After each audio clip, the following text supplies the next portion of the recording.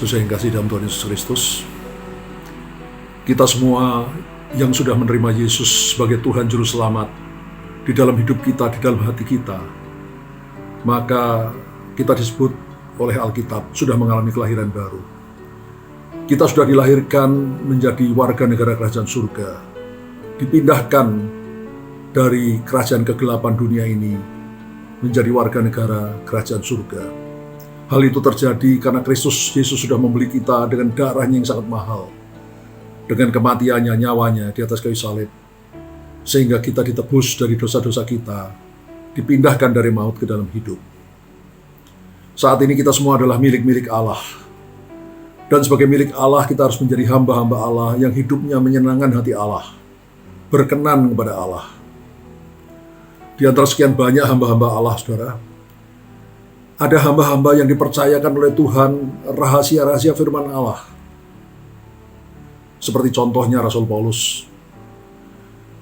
Saudara, semakin kita bisa dipercaya oleh Tuhan, maka semakin banyak rahasia firman Allah yang Tuhan bukakan kepada kita.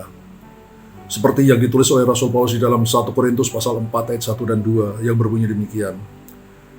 Demikianlah hendaknya orang memandang kami sebagai hamba-hamba Kristus, yang kepadanya dipercayakan rahasia Allah, yang akhirnya dituntut dari pelayan-pelayan yang demikian ialah bahwa mereka ternyata dapat dipercayai. Saudara, mari kita periksa diri kita sendiri. Apakah sebagai milik-milik Kristus, sebagai hamba-hamba Allah, kita adalah hamba-hamba yang dapat dipercayai, sehingga Tuhan mempercayakan kepada kita rahasia-rahasianya yang dalam-dalam. Dan sebagai hamba Allah yang dipercayakan rahasia-rahasia firman Allah, kita juga harus menjadi teladan bagi orang lain. Seperti Paulus katakan, ikutilah teladanku seperti aku mengikuti teladan Kristus. Itu tidak mudah, saudara, itu sangat-sangat sulit.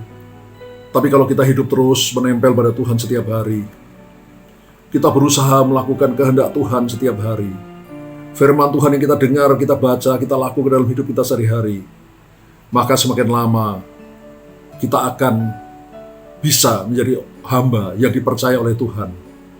Sehingga akhirnya firman Tuhan makin dibukakan pada kita. Kita mengetahui rahasia-rahasia firman Tuhan yang dalam-dalam. Dan kemudian kita juga seperti Paulus bisa menjadi teladan bagi orang lain, seperti kita mengikuti teladan Kristus. Saya akan berdoa bagi saudara. Bapa di surga, ini kami hamba-hambamu Tuhan. Ampuni kami kalau selama ini kami punya banyak kekurangan, kelemahan. Kami belum menjadi seperti yang Kau kehendaki.